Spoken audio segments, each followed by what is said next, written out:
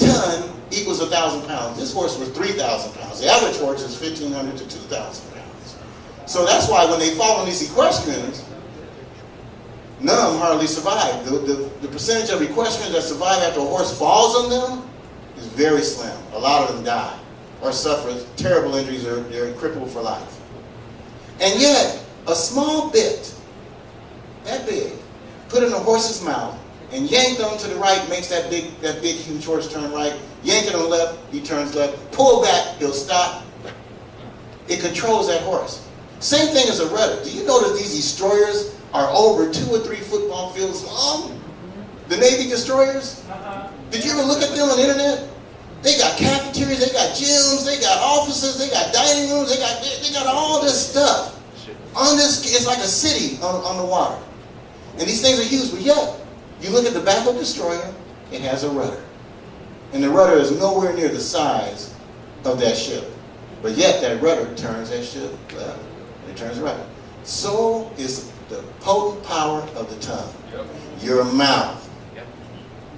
It has the ability to destroy lives. People have been destroyed because of things their parents said to them. Amen. It took me a long time to come out of that. My mother's mouth destroyed me. By the time I left my house when I was 18, I had no self-esteem. It's a miracle I'm alive today. It is a miracle. My mother's mouth was something else. She called me every name under the sun. You know, and by the time I left that place when I was 18, amen, and it wasn't until I got saved that the Lord began to rebuild me. Amen. Amen. There's no way in the world Spencer Trigg, 1977, whatever, could have got up here and speak in front of people. I wanted to. I felt I had something to say, but my spirit has been torn down by words. Words are powerful. A lot of people walk around living dead people because of words that some of you have said. We need to watch our mouths. Just like the bit in a horse's mouth and a rudder on a huge ship has potential power regardless of the size, so does the mouth.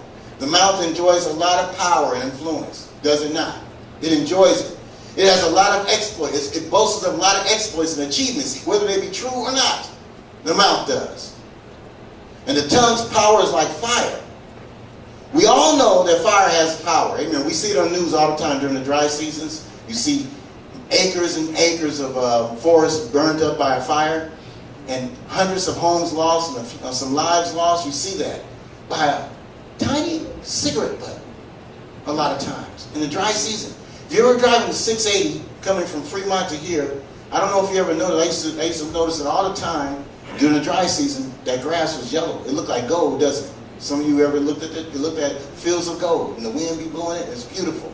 But a little cigarette butt thrown out your car window gets into that dry grass and it can burn up acres and burn up homes and take lives. That's right. So a lot of time in the news you say a raging fire has taken 100 acres. No, they say a cigarette butt has taken 100 acres and destroyed 300 homes. Cigarette butt. That's how small that little thing, what it did. And that's how the mouth is.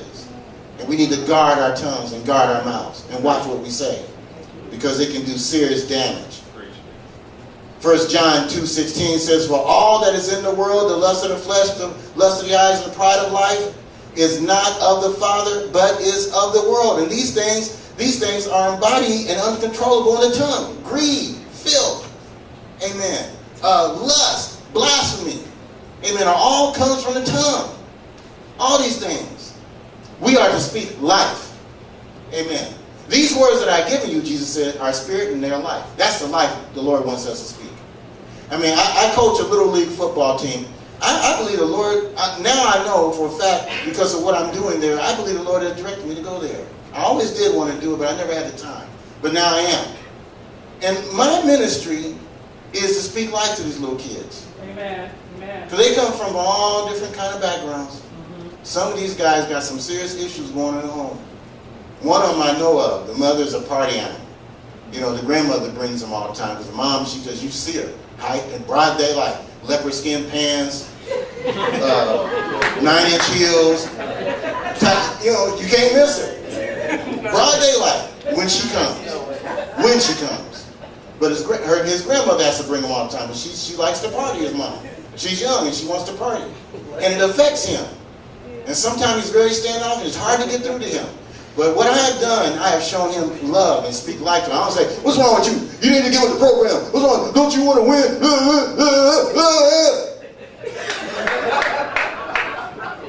You know, that's why I never went to the NFL, because my coach was like that. Because I came from a home where I was verbally abused. Not physically, verbally.